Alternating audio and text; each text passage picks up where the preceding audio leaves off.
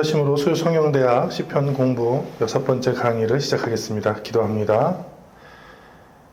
하나님께서 우리를 이 자리로 인도하시고 우리를 아시며 우리를 구원하시며 우리를 하나님의 자녀로 삼아주셨습니다.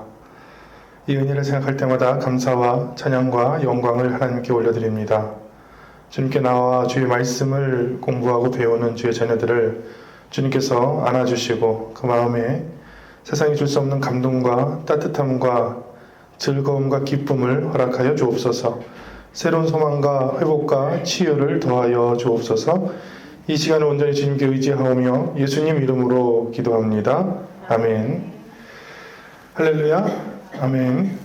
오늘 말씀을 통해 하나님이 주시는 깊은 감동을 경험하시기를 축원합니다. 아멘. 오늘은 고라자손의 시 모음집 두 번째 순서인데, 시편을 보면 시들이 모아져 있다고 했잖아요. 시가 150개나 되고 그 쓴 시기가 많이 다르다 보니까 그 주제별로 혹은 쓴 사람별로 많이 모아져 있는데, 그 중에 우리가 여러 가지를 배웠습니다. 아삽의 시 모음집도 배웠고, 성전에 올라가는 노래, 왕의 시, 여러 편들을 배웠는데, 지금 지난주와 함께 이번 주에 고라 자손의 시를 배우는데, 고라 자손은 생각해 볼 게 있어요. 뭐냐면 이게 좋은 이름이 아니에요. 고라라는 게 민수기 16장에 보면 하나님과 모세를 반역해서 땅속으로 이렇게 삼킴 당했던 그 조상의 이름이에요. 그래서 우리가 성경을 좀 알고 있는 사람은 고라 하면 그 좋은 뜻의 이름이 아니라 안 좋은 뜻의 이름인데, 놀라운 것은 그 자손은 아니에요. 고라는 하나님을 반역해서 저주를 당했지만 자손은 아니라고요. 예를 들어서 우리나라는 나라를 빼앗긴 경험이 있습니다. 그렇죠? 우리 조상들이. 근데 그때를 돌아가 보면 굉장히 기회주의자였어요. 그 사람들이. 어떠냐면 러시아랑 일본이 우리나라에 들어와서 서로 싸웁니다. 그 조선을 서로 먹겠다. 그런데 민씨 일가는 러시아 편을 들었고 이 씨나 다른 사람들은 일본 편을 들었어요. 근데 그 사람들은 진짜 일본을 좋아했거나 러시아를 좋아했느냐? 그런 건 아닙니다. 기회주의자였죠. 이 상황에서 뭐가 나한테 유리했던가? 그런데 이 씨 계열이 이긴 거예요. 그래서 나라를 팔아먹었죠. 그런데 저는 반대편이 이겼다고 해서 나라를 안 팔았다고 생각하지는 않습니다. 반대편이 이겼으면 나라를 러시아에 팔아먹었겠죠. 그럼 우리나라는 공산주의가 됐겠죠. 사회주의와. 우리 조상들이 저질렀던 실수, 아픔들이 있는데, 지금 우리나라는 어떠냐? 지금 우리나라가 세계 무기 수출의 손가락 안에 듭니다. 그러니까 우리가 굉장히 강대국이 돼 있어요. 지금은 무기를 만들어서 다른 나라에 수출할 정도로 올해도 어마어마한 액을 수출을 했잖아요. 그러니까 조상들은 100년 전에 큰 실수를 저질렀지만 지금 우리는 아니다. 저는 그렇게 생각합니다. 지금 우리는 굉장히 강한 나라, 세계 열강 중에 있지만 굉장히 강한 나라가 되었다. 그리고 그때와 지금 다른 것은 지금은 그리스도인들, 기도하는 사람들이 그때보다는 굉장히 훨씬 더 많다. 이렇게 생각하는데, 고라 자손도 비슷합니다. 조상 고라는 하나님께 저주를 받았지만 자손들은 하나님을 찬양하는 사람들이 되어서 오히려 시편을 지어서 자신의 조상들의 아픔과 힘듦을 이겨낸 그런 민족이다. 그래서 이 시를 읽으면 항상 역사적 교훈을 떠올려야 돼요. 그런 사람들이 있잖아요. 아버지 때나 그 윗대에서는 좀 왜 저분은 저렇게 사실까 했는데, 자식은 저 자식은 어디서 나왔는데 저렇게 훌륭할까? 그런 느낌입니다. 이 고라 자손의 시를 읽어보면 이 고라 자손들은 굉장히 훌륭한 성전의 찬양가였다. 그리고 시를 많이 지었죠. 우리가 읽는 시편에 고라 자손이 쓴 시가 굉장히 많이 있습니다. 3군데나 모아져 있어요. 그 중에 저희가 첫 번째를 공부하는 거고요. 그리고 마스길이라는 제목이 붙어 있어요. 보세요. 38페이지 시편 45편. 고라 자손의 마스길이라고 적혀 있죠. 마스길은 교훈이라는 뜻입니다. 그러니까 이 시를 읽으면서 우리가 뭘 얻느냐? 교훈을 얻으면 돼요. 이 시를 통해 이런 교훈을. 재밌는 것은 그 고라 자손의 마스길 옆에 제가 빨간 글씨로 해놨는데, 이 시편 45편은 무슨 노래입니까? 사랑의 노래예요. 사랑의 노래. 그리고 우리가 흔히 알고 있는 그 남자가 여자에게 혹은 여자가 남자에게 세레나데로 사랑의 노래 하는 게 아니고 결혼식 노래입니다. 이 노래를 결혼식에 사용했어요. 근데 누구 결혼식에 사용했느냐? 아무나 사용할 수는 없습니다. 왕의 결혼식에, 대대로 왕의 결혼식에 결혼 예배를 드리면서 찬양했던 노래. 근데 이렇게 상황이 있으면 우리가 읽기가 좀 편해요. 아, 이거는 후대에 교훈을 남기기 위한 거고, 그 상황은 뭐예요? 왕과 왕비 될 사람과 왕과 왕비가 결혼하는데 하나님께 영광 돌리고 축복을 기원하고 찬양했던 그런 노래구나. 한번 읽어보겠습니다. 38페이지에서 39페이지까지 1절로 17절 말씀 한 목소리로 읽습니다. 내 마음이 좋은 말로 왕을 위하여 지은 것을 말하리니 내 혀는 글솜씨가 뛰어난 서기관의 복급과 같도다. 왕은 사람들보다 아름다워 은혜를 입술에 머금으니 그러므로 하나님이 왕에게 영원히 복을 주시는도다. 용사여 칼을 허리에 차고 왕의 영화와 위엄을 입으소서. 왕은 진리와 온유와 공의를 위하여 왕의 위엄을 세우시고 병거에 오르소서. 왕의 오른손이 왕에게 놀라운 일을 가르치리이다. 왕의 화살은 날카로워 왕의 원수의 염통을 뚫으니 만민이 왕의 앞에 엎드려지는도다. 하나님이여 주의 보좌는 영원하며 주의 나라의 규는 공평한 규이니이다. 왕은 정의를 사랑하고 악을 미워하시니 그러므로 하나님 곧 왕의 하나님이 즐거움의 기름을 왕에게 부어 왕의 동료보다 뛰어나게 하셨나이다. 왕의 모든 옷은 몰약과 침향과 육개의 향기가 있으며 상하궁에서 나오는 현악은 왕을 즐겁게 하도다. 왕이 가까이 하는 여인들 중에는 왕들의 딸이 있으며 왕후는 오빌의 금으로 꾸미고 왕의 오른쪽에 서도다. 딸이여 듣고 보고 귀를 기울일지어다. 내 백성과 내 아버지의 집을 잊어버릴지어다. 그리하여 왕이 내 아름다움을 사모할지라. 그런데 주인이시니 너는 그를 경배할지어다. 두로의 딸은 예물을 드리고 백성 중 부한 자도 내 얼굴 보기를 원하리로다. 왕의 딸은 궁중에서 모든 영화를 누리니 그의 옷은 금으로 수놓았도다. 수놓은 옷을 입은 그는 왕께로 인도함을 받으며 시종하는 친구 처녀들도 왕께로 이끌려 갈 것이라. 그들의 기쁨과 즐거움으로 인도함을 받고 왕궁에 들어가리로다. 왕의 아들들은 왕의 조상들을 계승할 것이라. 왕이 그들로 온 세계의 군왕을 삼으리로다. 내가 왕의 이름을 만세에 기억하게 하리니 그러므로 만민이 왕을 영원히 찬송하리로다.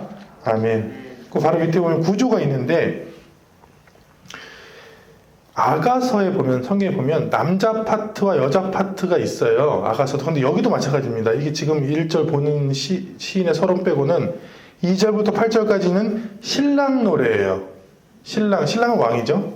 왕자였겠죠 이때는. 왕이거나 신랑 노래고 9절부터는 신부 노래예요. 그래서 뭐 딸이요. 두로의 딸, 왕의 딸 이렇게 나옵니다. 그리고 마지막 16, 17절은 왕의 후손, 왕의 아들들을 축복하는 내용입니다. 이게 완벽하게 아버지, 어머니, 자녀 이렇게 나눴고 추측하건대 이때는 수백 명의 그 찬양대가 있었거든요. 성가대가. 그래서 남자 파트는 남자 노래를 부르고 여자 파트는 여자 노래를 부르고 자녀 파트는 자녀 노래를 부른다든지 그렇게 했던 것으로 추정됩니다. 우리도 그 크리스마스 칸타타나 뭐 성가대, 찬양대 노래를 들으면 파트가 있잖아요. 파트. 자신의 파트에 나오고 합창하는 부분이 있는데 그렇게 했던 것으로. 39페이지 1번, Q 1번 보면 제목에 있는 사랑의 노래는 무슨 뜻인가? 아까 얘기했듯이 당시 왕의 결혼식에 사용되었을 것이다. 그런 찬양을 가리키고요. 2번은 이제 본질적인 질문인데 결혼식이 아니고 결혼 예배로 드려야 하는 이유는 뭐냐? 그러니까 여러분 자녀들이 저는 결혼 예배 안 합니다. 결혼식. 근데 결혼식도 문화잖아요. 결혼식은 서양의 문화입니다. 서양의 문화인데 그 서양의 문화는 사실 결혼 예배예요. 이렇게 면사포 쓰고 이렇게 드레스 입고 면사포를 쓴다는 것 자체가 어떤 문화입니까? 천주교 문화잖아요. 네. 그러니까 그게 우리나라에 들어온 거예요, 결혼식이. 그러니까 결혼식이냐 결혼 예배냐의 본질적인 질문에 답하는 말씀이다. 저는 이렇게 생각합니다. 이게 결혼을 해야 되냐 말아야 되냐 저한테 물어요. 청년들이. 저는 명확하게 대답합니다. 해야 한다. 아니 목사님 뭐 성경에 보니까 혼자 사는 사람도 있고 사도 바울도 심지어 혼자 살고 그렇던데요. 그래서 예외다, 예외. 그랬더니 저는 예외예요 그러더라고요. 예외가 그렇게 많을 수는 없다. 그러니까 왜 해야 되냐? 그래서 전 명령이다. 말씀은 명령이다. 결혼을 하고 번성하고 생육하라고 성경에 명령돼 있고, 이렇게 결혼식은 하나님께 영광 돌리라고 명령돼 있다. 그래서 일단은 명령이고, 명령의 예외는 있을 수 있다. 사도 바울 같은 삶을 사는 사람들에게는. 이렇게 제가 답했는데요. 결혼식을 결혼 예배로 드려야 하는 이유는 세상의 전통을 따르는 것이 아니라 먼저 하나님을 경배하고 하나님이 주시는 복과 인도하심, 그 축복을, 그 은혜를 구해야 되기 때문입니다. 근데 어떤 사람도 따르긴 따라요. 근데 그 자기의 선택인 것 같아요. 보세요. 아파요. 병원에 갈 수 있습니다. 근데 병원은 굉장히 많아요. 우리 주위에. 병원 검색해 보세요. 병원은 굉장히 많고, 여러분들은 의사가 되면 다 돈을 벌 거라고 생각하지만 제가 아는 많은 의사들이 파산하고 거지처럼 살고 있습니다. 진짜입니다. 아닐 거라고 생각하죠. 치과 의사가 파산하고 굉장히 힘들어하는 사람 굉장히 많습니다. 잘 되는 사람도 있죠. 목사님 잘 되던데요. 연예인이 그래요. 잘 되는 사람만 보이잖아요, TV에. 우리가 TV에서 보는 사람들은 우리가 걱정하지 않을 정도의 어마어마한 수익을 내는 사람들인데, 그 100배가 넘는 연예인들이 무명으로 있습니다. 무명으로. 마찬가지예요. 의사 세계라, 변호사 세계라고 해서 무조건 돈을 버는 게 절대 아닙니다. 지금같이 이렇게 많은 시대에. 근데 우리는 아파요. 그럼 선택을 합니다.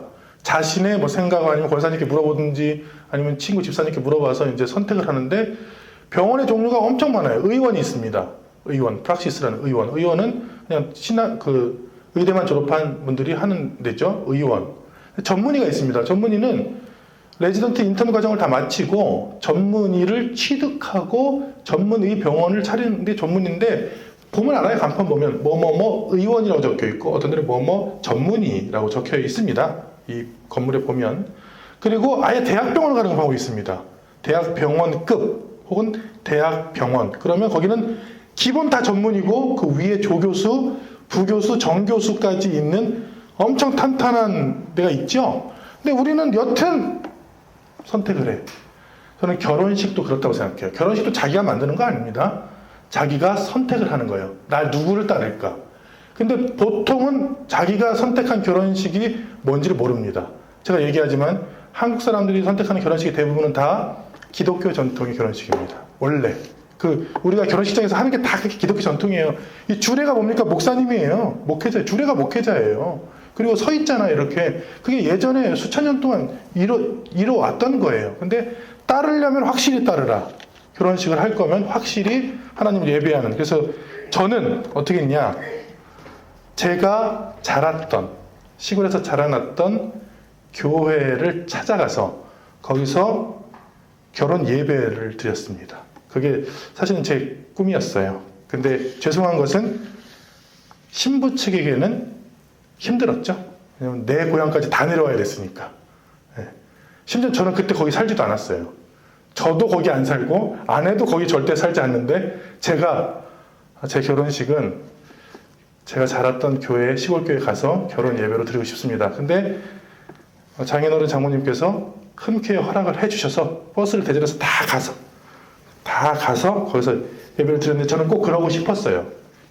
예배를 드리고 싶었어요. 세 번째 39페이지. 하나님을 섬기며 백성을 긍휼로 다스려야 하는 왕이 가져야 하는 속성은 무엇이냐? 왕은 뭐 하는 사람이냐? 2절부터 한번 볼게요. 2절. 빨간 글씨로 쭉 쳐놨는데요. 2절에 왕은 뭐가 중요하대요? 네, 은혜를 입술에 머금으니. 왕은 입술이 중요하대요. 저는 그렇게 생각해요. 왕은, 혹은 나라를 다스리는 분은, 위정자는 말이 중요해요. 말이 왕스러워야 되고, 그 말에 저주가 있으면 안 돼요. 말에 항상 은혜와 축복이 있어야 돼요. 그게 지도자입니다.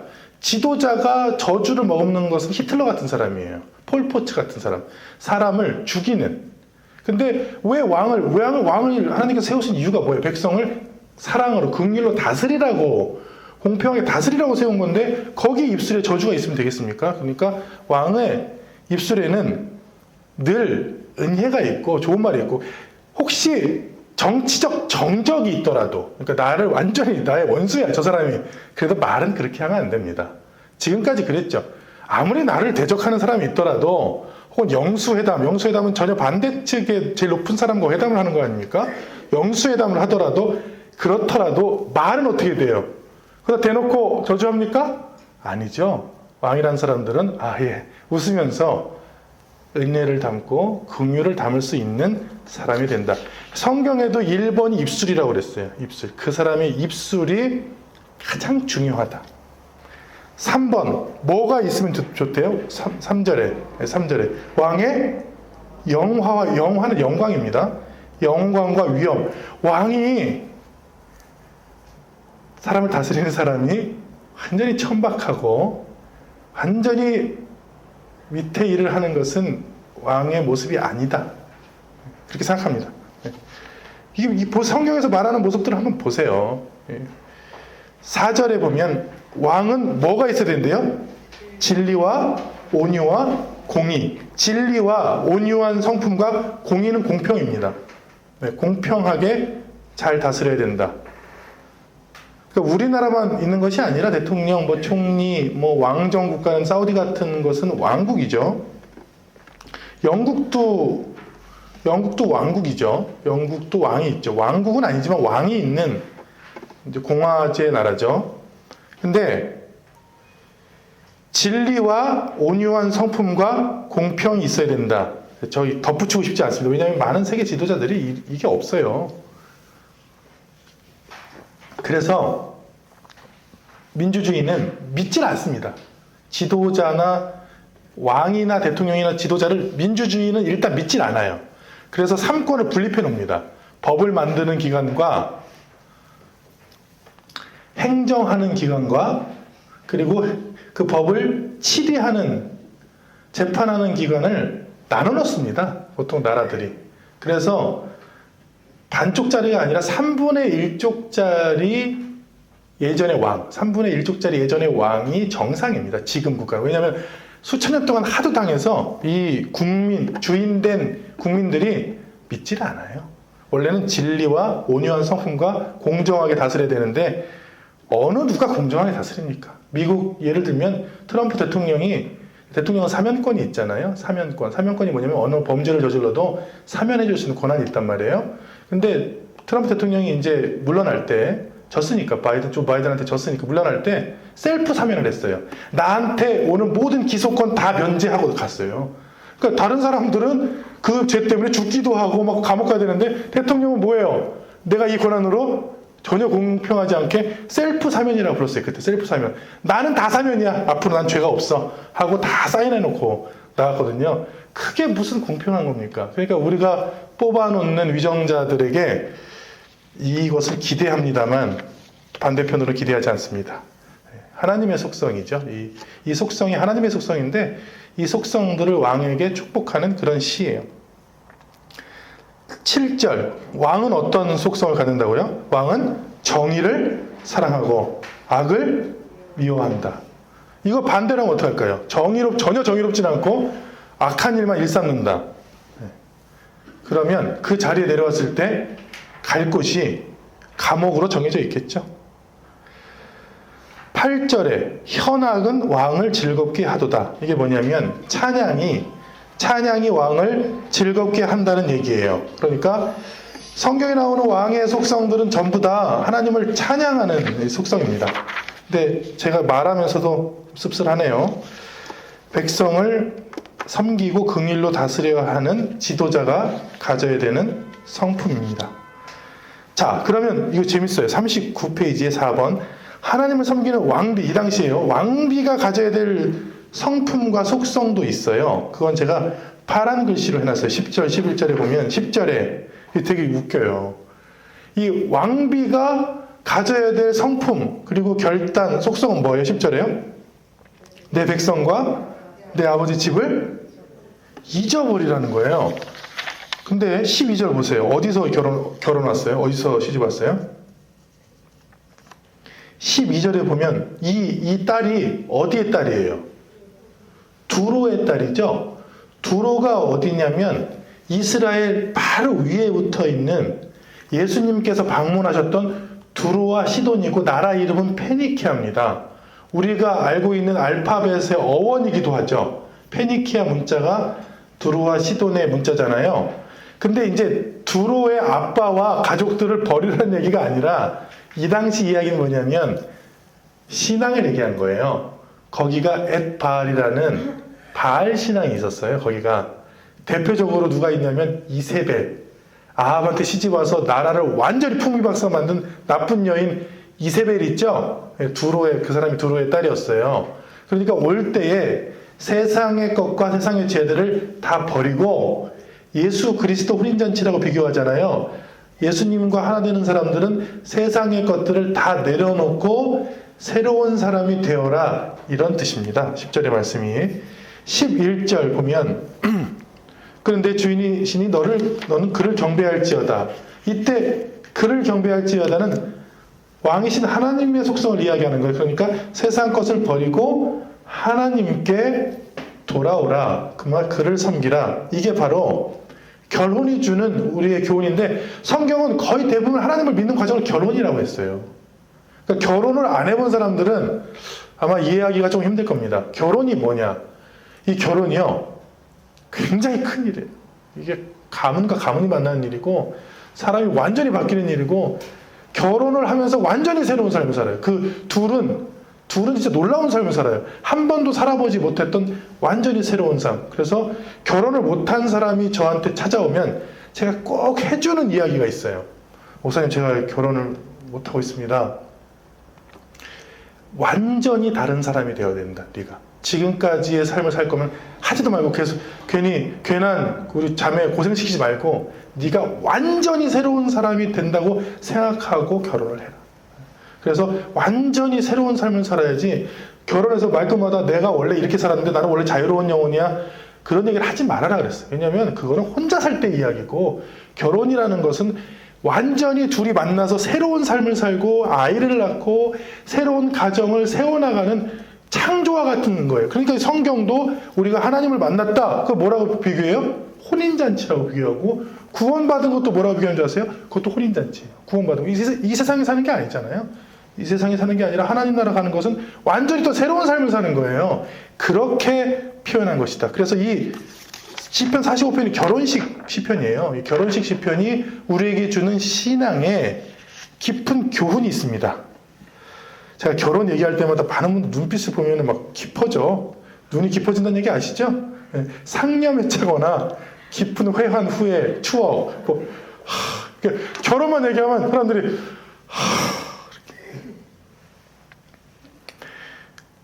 성경에 말하는 구원과 예수님 믿는 것도 결혼과 같다. 어떤 속성이요? 새롭다. 자, 마지막 5번입니다. 왕의 후손들에게 주는 교훈. 후손이라고 했어요. 여러분이 아닙니다. 여러분의 자녀에게 한번 줘볼게요. 오늘 우리에게. 16절. 왕의 아들들은 뭘 계승하면 돼요? 왕의 조상들을 계승할 것이라. 근데 제대로 된 왕이 누굽니까? 이스라엘의 첫 번째 왕은 실패자예요. 여러분, 이스라엘 첫 번째 왕은 완전 실패자입니다. 그거는 완전히 자기가 사무엘 선지자보다, 그리고 하나님보다 더 높아져서 완전히 자기가 하나님처럼 굴었던 사람, 사울 있잖아요. 사울. 아주 처참하게 죽임당했습니다. 그 사울 말고 이스라엘 사람들이 생각하는 진짜 왕, 누굽니까? 다윗이죠. 네, 다윗. 다윗이 시편을 가장 많이 썼어요. 가장 하나님을 많이 찬양하고 들판에서 예배하고, 왕이 되어서도 가장 먼저 한 게 뭐냐면 찬양대를 만들고 하나님의 예배를 회복시켰던 거거든요. 그걸 계승하라는 거예요. 왕의 자녀들은 왕의 조상들의 신앙을 계승하라. 지금 제 고민이에요. 지금 내년을 놓고 기도하면서 고민이 뭐냐면 1세대 신앙뿐만 아니라 다음 세대가 어떻게 신앙을 계승할 것인가. 근데 그게 쉬운 게 아닌 게 뭐냐면 예전 방식으로 하면 일단 안 나와요. 여러분, 일단 안 나오는데 어떻게 합니까? 그러니까 기쁘게 나오게도 해야 되고 신앙도 계승해야 되니까 고민이 되는 거예요. 근데 쉽게 얘기하는 분들은, 저보다 더 앞세대 목사님들은, 아니 왜 애들이 안 나와? 그 일주일 동안 성경 통독시켜. 아니 나와야 통독을 시키지. 나와야. 왜 수련회를 왜 이렇게 한가? 우리 때는 뭐 일주일 동안 갔어. 지금 아이랑 1960년대 아이랑 다르잖아요. 그러니까 지금 아이들과 같이 이야기를 하고 마음을 열고 소통을 할 수 있는 사람들이 있어야 거기다 계승도 하죠. 그래서 제가 고민한다는 거예요. 아이들이랑 어떻게 보낼까? 근데 저는 거의 일주일 내내 청소년들과 보냅니다, 사실. 청소년 혹은 청년들과. 그래서 놀라워요, 제가. 너무나 다르다. 완전 달라요. 어느 정도 다른지 아십니까? 제 자녀가 액자에 가서요, 손으로 넘기면서 아빠 이거 고장났어요. 액자에 가서요. 액자라는 것은 그림이잖아요. 근데 얘는 액자는 그림이 아니야.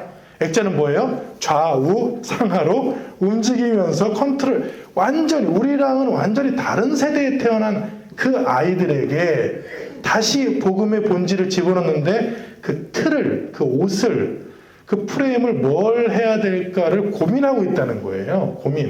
같이 고민해야 됩니다. 우리 자녀들에게 우리 신앙을 계승하는 것은 사명인데 그것을 어떻게 해야 될지를 같이 고민하고 기도해야 되는 것은 우리의 사실 몫이죠. 많은 분들이 이제 저한테 조언을 해주시는데 그것들을 받아들여서 그리고 아이들과 이야기를 해서 바라기는 우리의 신앙이 오늘 말씀처럼 잘 전승되고 계승되기를 저는 간절히 바랍니다. 그래서 여러분들의 신앙이 여러분들 자녀 때에도 그 다음 때에도 잘 전승될 수 있도록 제 사명입니다. 제가 기도하고 제가 함께 연구하고 제가 또 여러분들과 함께 우리 자녀들에게 신앙을 전승하고 우리가 천국에 가고 그 다음에 자녀들이 또 전승해 놓고 또 하나님 나라에 오고 이런 것까지 우리의 꿈이 되기를 바랍니다. 17절에 보면 만민이 왕을 영원히 찬송하리로다. 근데 성경은 항상 만민으로 끝나는데 왜냐하면 자신들이 갖고 있는 그 찬양과 은혜를 자신만 누리는 게 아니라 세상에 전하고 싶어서 그런 거예요. 그러니까 교회는 본질적으로 선교적 교회입니다. 교회라는 것은 본질적으로 선교적 교회예요. 그러니까 전도와 선교는 교회의 본질이에요. 본질. 우리가 모였다 하는 것은 예배를 위해서 모이지만 그 예배를 만민에게 확장하는 데까지 우리가 있는 거예요. 그러니까 그 선교를 한다거나 전도를 하는 것은 당연한 겁니다. 그냥 그걸 한다고 해야 되는 게 아니에요.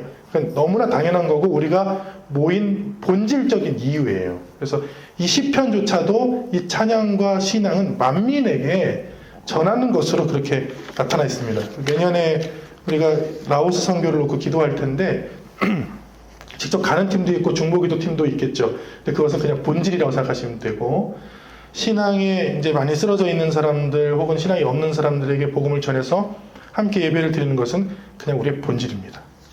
지난주에도 매주 와요. 매주. 지난주에도 한 청년이 방문했는데 그래서 어떻게 신앙생활을 했더니 안 했다는 거예요. 코로나 기간 동안에 신앙생활을 안 하다가 처음으로 교회를 나왔대요. 3년 만에. 그러니까 얼마나 귀해. 그래서 다음 주부터 그러면 매주 나와서 함께 예배를 드리자 그렇게 이야기를 했어요. 그러니까 그런 많은 사람들과 함께 예배를 드리는 것은 우리의 본질이다. 45편은 우리가 읽었던 45편은 결혼식 시편이고 후손들에게 이제 맞쓰기 일제 교훈을 주잖아요. 그래서 제가 40페이지에는 우리나라 일제강점의 역사의 교훈, 그러니까 시편을 통해서 우리나라도 실수를 많이 저질렀거든요. 우리나라도. 그래서 시편 그 40페이지에 1927년 신간회라는 최대 항일 단체가 결성되는데요. 그 단체 강령과 그리고 오산학교와 대성학교를 세우신 남강 이승훈 장로님의 그 정신, 이게 다 기독교 정신이에요. 그래서 제가 소개하는 거예요. 일단 신간회 강령. 여러분 신간회를 제가 짧게 소개하면 이런 겁니다. 우리나라가 일제 강점된 지 16년 만에 우리나라 마지막 왕이었던 순종이 서거합니다. 그때 우리가 갖고 있는 슬픔은요, 어떤 슬픔이냐면 나라는 빼앗겼지만 왕조는 갖고 있었어요. 하나의 신라 같은 희망. 그러니까 왕이 살아있으면, 지금까지 우리나라 역사에서 왕이 살아있잖아요. 그 왕이 다시 힘을 얻어서 나라를 되찾았어요, 우리나라가. 근데 이 1926년 6월 10일은 어떤 날이냐? 나라도 빼앗겼지만 우리의 왕의 대도 끊긴 날이에요. 그 다음에는 그 후손들은 다 평민으로 살았어요. 그래서 이 순종의 죽음은 우리 민족의 좌절이었습니다. 우리 민족이 갖고 있는 가장 큰 좌절은 1910년 나라를 빼앗긴 거였어요. 그리고 그의 버금가는 아픔이 1926년 6월 10일 고종의 아들이었던 순종이 죽은 거였어요. 근데 우리가 의심하죠. 독살했다, 뭐 일본의 만행을 의심하니까. 그때 우리나라의 현실은 지금 여러분처럼 두 갈래로 갈라져 있었는데, 러시아에서 수입한 사회주의, 공산주의를 따르는 사람과 민족주의, 자유주의를 따르는 사람들이 이렇게 갈라져 있었어요.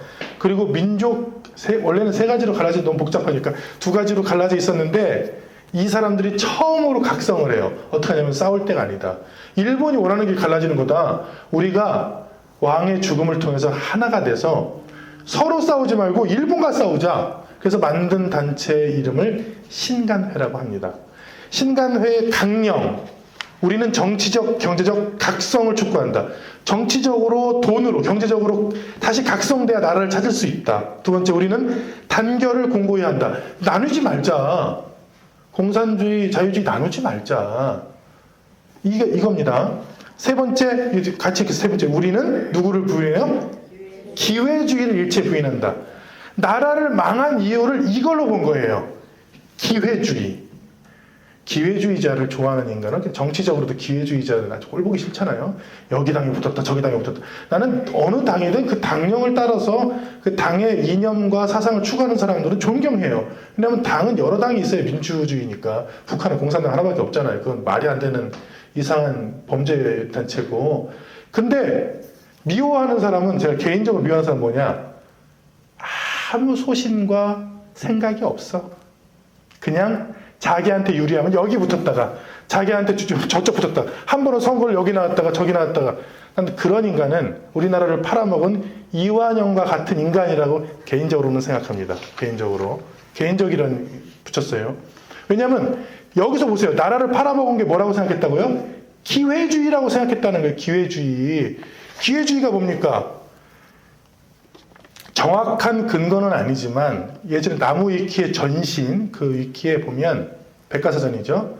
거기 보면 이완용의 유언이 나오는데, 그 유언이 들은 사람이 가족밖에 없으니까 정확한지는 모르겠지만, 거기 위키피디아에 의하면, 나를 왜 매국노를 하는지 모르겠다. 나는 조선을 이렇게 잘 살게 만들었는데 하면서, 얘들아, 나는 일본에 붙었지만 내가 보니까 미국이 요즘 잘 나가. 니네들은 미국에 붙어. 그게 유언이었다고 전해집니다.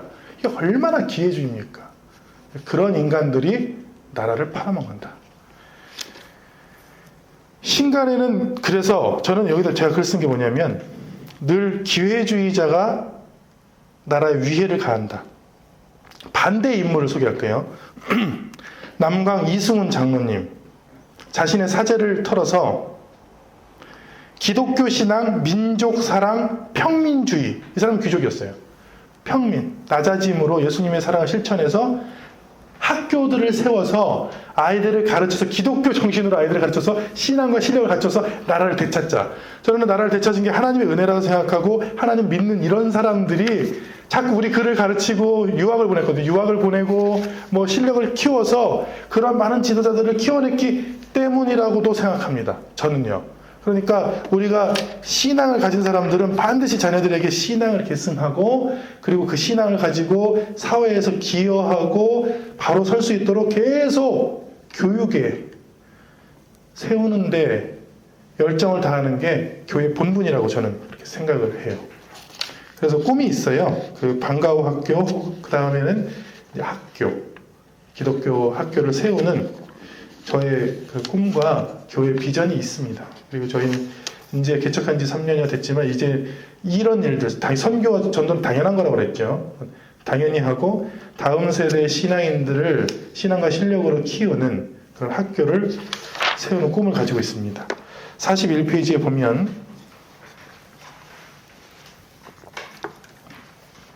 시편 46편이 있잖아요.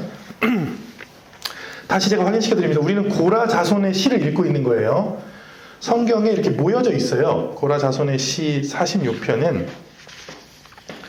보호해달라는 시편이에요. 근데 보호가 두 개예요. 구조를 제일 밑에 41페이지 제일 밑에 보면 자연 재난 혹은 자연 재해, 코로나 이런 것으로부터 보호해주세요. 그 다음에 두 번째는 세계 열강. 이 당시도 세계 열강이 있었어요. 그 옆에. 근데 여러분 42페이지 한번 보세요. 제가 지도를 그려놨죠. 42페이지에 보면 지도가 하나 나오죠. 근데 이스라엘과 우리나라가 굉장히 비슷한 게 이스라엘은 오른쪽은 메소포타미아, 오른쪽에는 왼쪽에는 그리스, 로마, 밑에는 이집트. 뭐 그 당시 역사 속에서 가장 힘센 사람들이 다 둘러싸고 있었거든요. 우리나라 더해. 우리나라가 세계 열강이 둘러싸고 있는데요. 위가 러시아입니다. 여러분 세계 2위의 군사력을 가진 러시아. 그 다음에 우리의 서쪽 중국인데요. 중국은 문명 초기부터 지금까지 열강이죠. 그리고 군사력으로는 지금 2위를 넘보고 있죠. 미국과 지금 대등하게 막 싸우려고 막 하고 있잖아요. 우리의 동쪽에는 우리는 인정하지 않지만 일본이 있는데 일본이 갖고 있는 힘은 뭐냐면 돈이에요. 그리고 인구입니다. 일본의 인구는 우리의 3배예요. 인구가요. 일본의 인구가 우리나라의 3배, 약 3배입니다. 그리고 일본이 갖고 있는 돈은 세계 2위입니다. 미국 다음으로 자본을 많이 갖고 있어요. 그러니까 무시할 수 없는 열강이죠. 전쟁에 패해서 지금 많이 위축되긴 했지만 갖고 있는 재력으로 따지면 어마어마한 열강입니다. 그리고 우리 밑에는 미군이 주둔하고 있죠. 태평양 전체를. 그래서 우리가 가까운 미국 가려면 여기서는 괌을 가면 되겠네요. 그러니까 미국은 없는 데가 없어요. 미국의 땅은 워낙 넓어서 저 북극에도 있고 남극 쪽에도 있고 심지어는 이 미국이 이 태평양 전체를 다 차지하면서 어디까지 와 있냐? 여기 괌 있잖아요. 일본 오키나와 바로 밑에. 거기까지 와 있고 주둔하기는 오키나와, 일본 오키나와에 미군 부대가 지금 주둔하고 있고 우리나라에도 주둔하고 있죠. 우리나라에도 동두천, 용산은 이전했지만 일부 남아 있습니다. 용산에도 지금 다 나간 게 아니에요. 그리고 여기 송탄, 평택에 지금 현재 주둔하고 있죠. 이걸 보면서 답답함을 느꼈어요. 우리나라가 더 강해져야 되겠구나. 하나님의 은혜로. 이건 세계 1등, 2등, 2등, 2등. 세계 1등, 2등, 2등, 2등이 우리나라를 호시탐탐 노리고 있고 실제로 118년 전에 이 중에 두 나라가 우리나라를 먹어보겠다고 전쟁을 일으켰고 70년 전에는 북한과 손잡고 여기 중국이 우리나라 군사로 쳐들어왔고 이게 현실입니다. 우리가 몇십 년 혹은 100년 사이에 이 중에 세 나라가 우리를 쳐들어왔고 미국이라는 한 나라가 우리를 지켜줬어요. 이게 얼마나 심각한 상황인지를 우리와 다음 세대가 알아야 됩니다. 우리가 지금 이렇게 있을 때가 아니라는 사실을 우리가 얼마나 많이 기도하고 하나님께 우리 세계 열강으로부터 보호해 주세요 라는 기도를 해야 되는지를 지도를 보면서 각성해야 된다. 힘이 약하면 어떻게 될까요? 여러분 한번 상상해 봅시다. 우리나라의 국력이 약하고 재력이 약하고 우리가 힘이 약하면 우리나라는 어떻게 될까요? 이 사이에서 한쪽으로 먹히겠죠? 실제로 1910년에 우리가 일본한테 완전히 흡수. 그래서 황국신민서사를 낭송했는데 뭐냐면 내선일체 황국신민서사 뭐냐면 내선일체는 뭐냐면 원래 조선은 없었어. 니네는 원래 우리가 일체였어. 걔네들이 거짓말을 가르친 거예요. 그 당시에. 그래서 우리가 일본이야. 원래 니네 문화 없어. 백제가 우리 나라라는 그 일본 문화에서 너한테 준 거야. 내선 우리 하나야. 그래서 황국신민서사가 뭐냐면 우리는 황국신민으로 태어난 것을 뭐 이렇게 매일 암송을 해야 돼. 그래서 그 당시에 태어난 아이들은 진짜인 줄 알았어요, 그게. 근데 나중에 역사를 우리나라 역사학자들이 쓴 책을 보니까 그 당시 일제강점기에 신채호 같은 훌륭한 역사학자, 정인보 같은 역사학자 쓴 거 보니까 반대야. 우리나라 문화를 우리가 일본에 전해준 거였어요. 그래서 일본에 가면 일본 국보 제1호가 우리나라 불상하고 똑같아요. 우리가 전해준 거 베껴서 나무로 만든 거, 그게 걔네 1호예요. 그리고 일본 문화가 출발했던 나라라는 도시가 있습니다. 나라. 오사카 바로 옆에 교토 밑에. 나라라는 가면 일본에서 나라라는 말을 외래어로 표기해요. 이해되십니까? 일본어를 아시는 분은 알겠지만 일본 말은 자국어로 표기하고 외국에서 온 말은 외래어 표기. 나라가 뭐냐면 우리나라 말이에요. 나라. 우리나라 거기에 나라를 세워줘서 나라라고 쓴 거예요. 근데 그걸 다 바꿨어. 다 바꿔서 우리 완전 흡수했죠. 힘이 없어서 그래요. 힘이 없으면 진실도 숨겨지는 거예요. 그거를 배우는 게 오늘 이 시편입니다. 시편 46편 한번 1절로 11절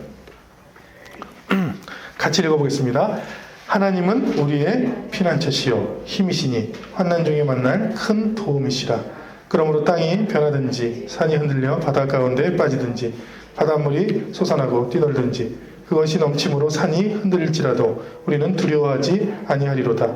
한 시내가 있어 나뉘어 흘러 하나님의 성 곧 지존하신 이의 성소를 기쁘게 하도다.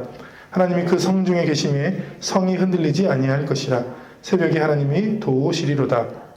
문나라가 떠들며 왕국이 흔들렸더니 그가 소리를 내심에 땅이 녹았도다. 만군의 여호와께서 우리와 함께 하시니 야곱의 하나님은 우리의 피난처시로다. 와서 여호와의 행적을 볼지어다. 그가 땅을 황무지로 만드셨도다. 그가 땅끝까지 전쟁을 쉬게 하시며 활을 꺾고 창을 끊으며 수레를 불사르시는도다. 이르시기를 너희는 가만히 있어 내가 하나님 됨을 알지어다. 내가 문나라 중에서 높임을 받으리라. 내가 세계 중에서 높임을 받으리라 하시도다. 만군의 여호와께서 우리와 함께 하시니 야곱의 하나님은 우리의 피난처시로다. 아멘. 1번 42페이지 1번 보면 하나님은 어떤 상황에서 우리의 도움과 피난처가 되시는가? 1, 2, 3절을 보면 되겠죠? 1, 2, 3절에 제가 빨간 게시로 밑줄을 쳐놨는데 1절에 어떤 때에 우리의 도움과 피난처가 되세요? 환난 중에. 환난 중에. 이 환난을 설명합니다. 2절, 3절에서. 2절에 보면 땅이 변하든지 산이 흔들려 바다 가운데 빠지든지 바닷물이 솟아나고 뛰놀든지 그것을 넘침으로 산이 흔들릴지라도. 자연재해인데 이거 왜 썼을까요?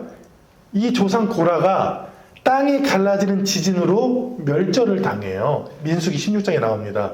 그래서 이 고라 자손들이 하나님께 우리 조상들은 이런 실수를 했지만 우리는 하나님을 잘 섬기는 민족이오니 보호해 주세요. 이렇게 기도하는 내용입니다. 누구든지 역사와 상황을 가지고 있어요.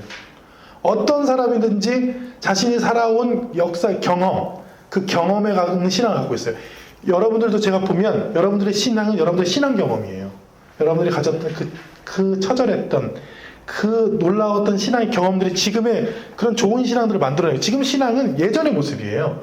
예전의 모습을 쌓고 지금 온 건데 이 고라 자손들이 제가 제일 마음에 드는 게 뭐냐면 늘 예전의 실수를 하나님께 의탁해. 하나님 예전에 실수했지만 지금은 하나님 실수하지 않게 해주세요. 그 경험들을 좋은 쪽으로 승화시키면서 기도를 한단 말이에요. 그래서 이 고라 자손이 굉장히 훌륭합니다. 그리고 세계 열광 상황에서는 어떤 상황에서 우리에게 도움이 되시는지 5절 6절에 성이 흔들리지 아니할 것이라 했죠. 성이 흔들렸었어요. 이 예루살렘의 성이 많이 회파됐습니다. 뭐 여러 열강이 올 때마다 성을 다 부숴버렸어요. 그래서 느헤미야 보세요. 에스라 느헤미야 보면 성을 재건한다는 말이 나와요. 여러분 성을 왜 다시 짓습니까? 무너졌으니까 다시 짓죠. 비잔틴 시대에 다시 져요. 로마한테 무너진 것을 로마가 다시 져줘요. 자기가 부수고 자기가 짓는 건 뭐야? 로마는 자기가 부쉈거든요. 자기가 짓는 건 뭐야? 로마가 부술 때는 로마 신을 섬겼어요. 그 태양신을 섬길 때 부쉈고 313년 후에 예수님을 믿었어요. 로마 황제가 콘스탄티누스 대제입니다. 그 사람이 처음 믿은 사람이. 그러니까 이 조상의 과거의 조상이 예루살렘에서 다 부수고 불태웠네. 이게 너무 죄송해서 그 밑에 후손들은 가서 또 져줬어요.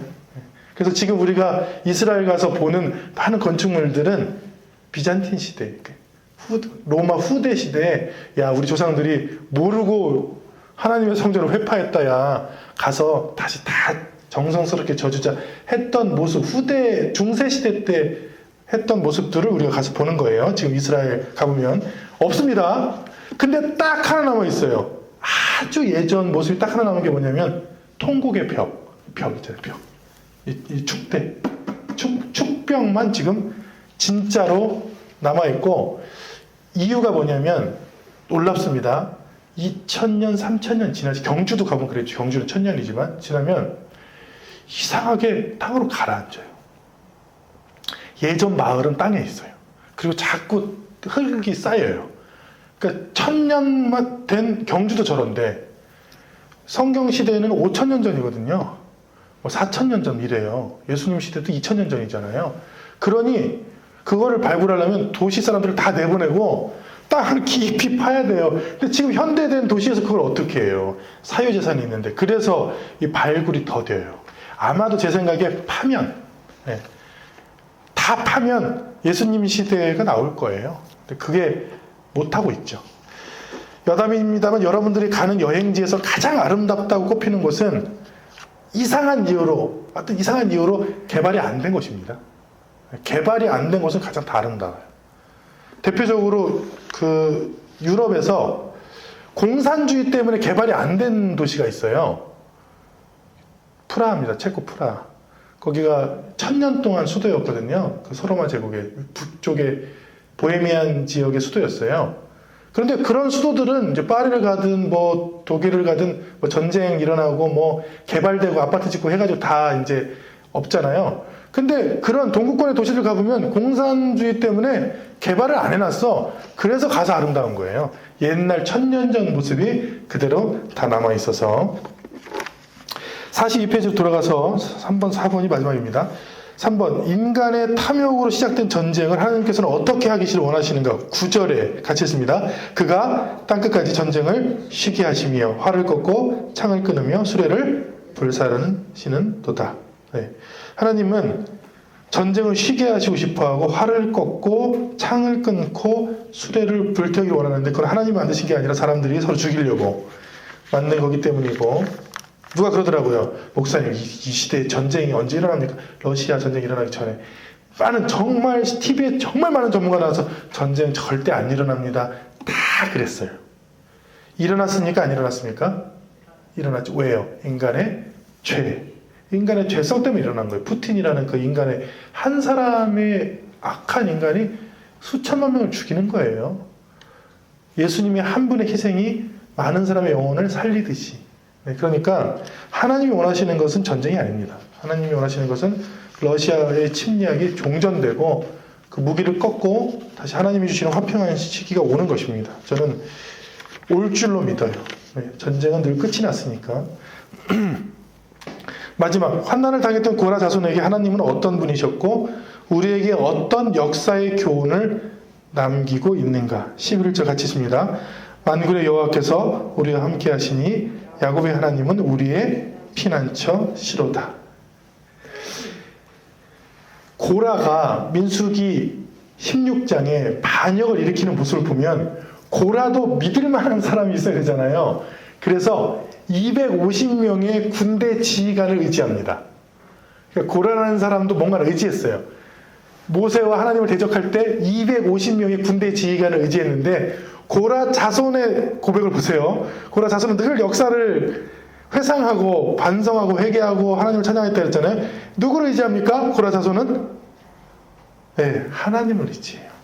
하나님은 우리의 피난처고, 우리가 힘 있는 250명을 의지할 게 아니라 오직 하나님을 의지하겠습니다.